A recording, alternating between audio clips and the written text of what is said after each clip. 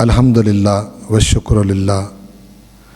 نماز پنجگانہ میں قرآن مجید سمجھ کر پڑھنے کا جو سلسلہ ہم نے شروع کیا، آج اس کی چوتھی نشست ہے۔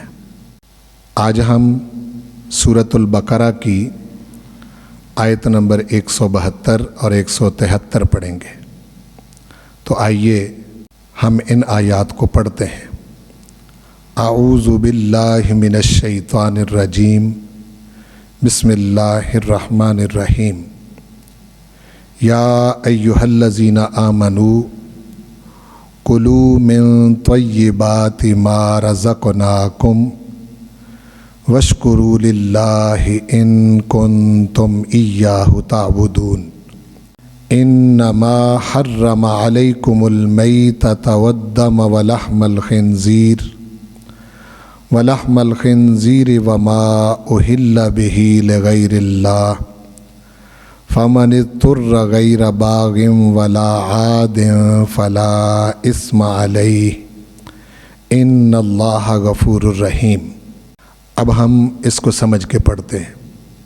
یا ایہا الذین آمنوا، اے ایمان والو، کلوا من طیبات، کھاؤ حلال پاکیزہ چیزوں میں سے، ما رزقناکم، جو ہم نے دیں تمہیں، واشکروا للہ، اور شکر کرو اللہ کا، ان کنتم ایاہ تعبدون، اگر ہو تم اسی کی عبادت کرتے۔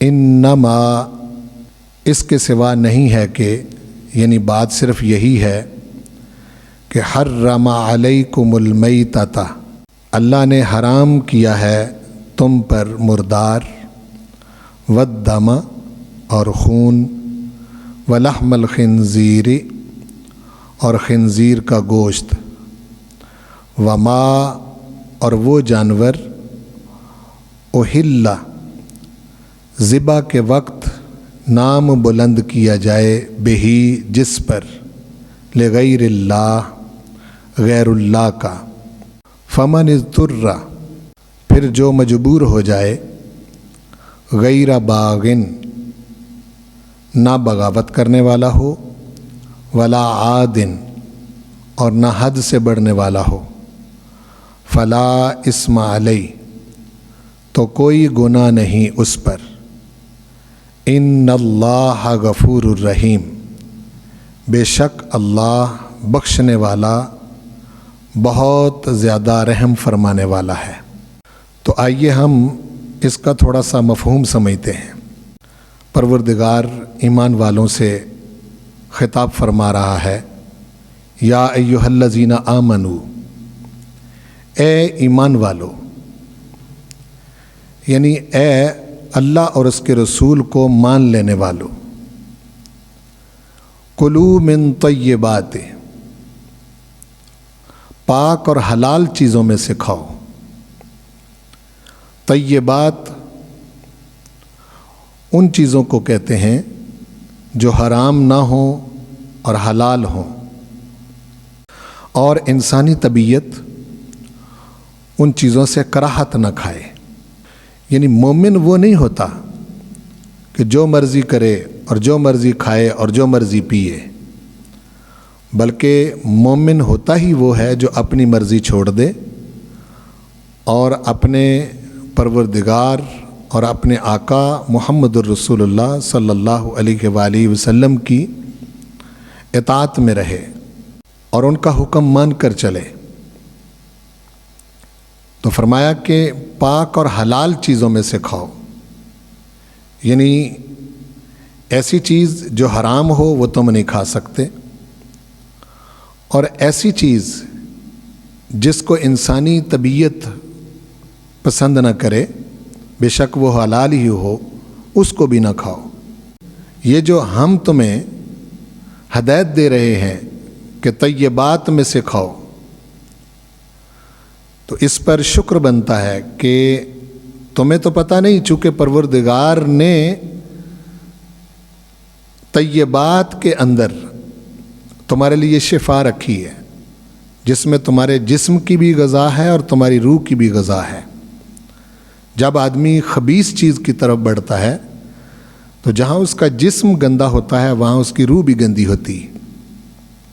تو پروردگار نے حرام اور خبیث سے بچا کر حلال اور پاکیزہ چیز کی طرف جو راغب کیا، اس پر ارشاد فرمایا کہ وشکروا للہ، اللہ تعالیٰ کا شکر ادا کرو کہ تم اس کا حکم مان کر چل رہے ہو، ایمان والے ہو۔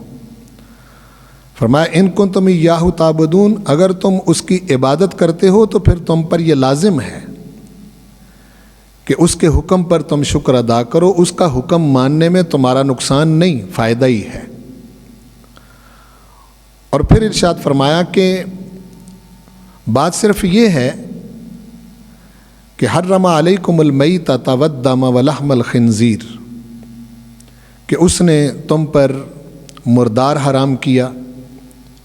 مردار وہ ہے کہ جانور تو حلال ہے لیکن خود مر جائے یا اسے مار دیا جائے، ذبح نہ کیا جائے۔ اور خون یعنی بہتا ہوا خون بھی تم پر حرام ہے، اس سے حیوانیت پیدا ہوتی۔ ولحم الخنزیر، اور خنزیر کا گوشت بھی حرام ہے۔ وما اہل بہ لغیر اللہ، اور ایسا جانور کہ ذبح کے وقت جس پر غیر خدا کا نام لیا جائے، غیر اللہ کا نام لیا جائے، وہ کوئی انسان ہو سکتا ہے، وہ کوئی بت ہو سکتا ہے، وہ کچھ بھی ہو سکتا ہے، جو اللہ کے سوا ہے، اس کا نام ذبح کے وقت نہیں لیا جا سکتا، بلکہ ذبح کے وقت اللہ کا نام لینا ہی جائز ہے۔ اس نام کی برکت سے وہ جانور حلال ہو جاتا ہے۔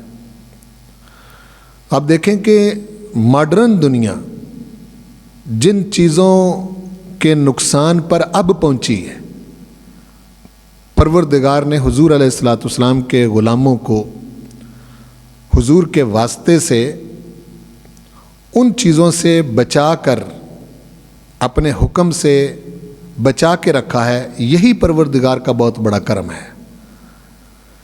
ساتھ ہی فرما دیا کہ فمن اضطر غیر باغ ولا عاد، جو مجبور ہو جائے، یعنی ایسا مقام آ گیا کہ جان نہیں بچ رہی، تو پھر جان بچانا افضل ہے۔ وہاں مردار کھا کے یا خون پی کر یا خنزیر کا گوشت کھا کے، یا وہ جانور جس پر ذبح کے وقت اللہ کا نام نہیں لیا گیا، اس کو کھا کے اگر جان بچ سکتی ہے، لیکن اس میں 2 شرطیں لگا دی کہ غیر باغن، بغاوت کرنے والا نہ ہو، یعنی اللہ کا نافرمان نہ بنے،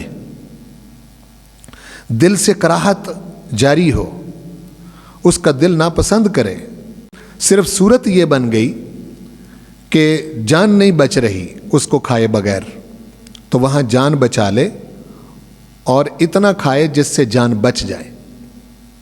دوسری شرط ولا عادن، اس اجازت میں حد سے نہ بڑھے، یعنی ایسا نہیں ہے کہ یہ اجازت مل گئی کہ اگر مجبور ہو گیا، جان نہیں بچ رہی، تو پھر اس میں سیر ہو کے ان کو کھانا شروع کر دے۔ ایسا نہیں، حد سے نہیں بڑھے۔ ان اللہ غفور الرحیم، بے شک اللہ تعالیٰ بہت بخشنے والا اور بڑا مہربان ہے۔ تو ان آیتوں میں ایمان والوں کو پاک طیب حلال چیزوں کی طرف راغب کیا اور حرام اور خبیث چیزوں سے بچا کے رکھا۔ اسی پر اللہ کا شکر بھی بنتا ہے۔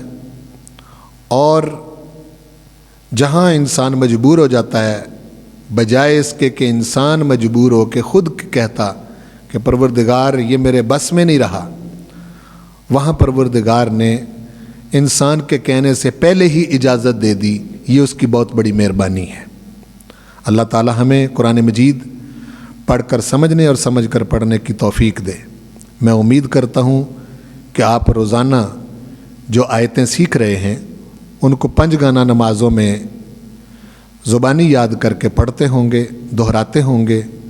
اس پر پروردگار آپ کو عمل کی توفیق بھی بخشے گا اور اس پر عمل بھی آپ کرتے ہوں گے۔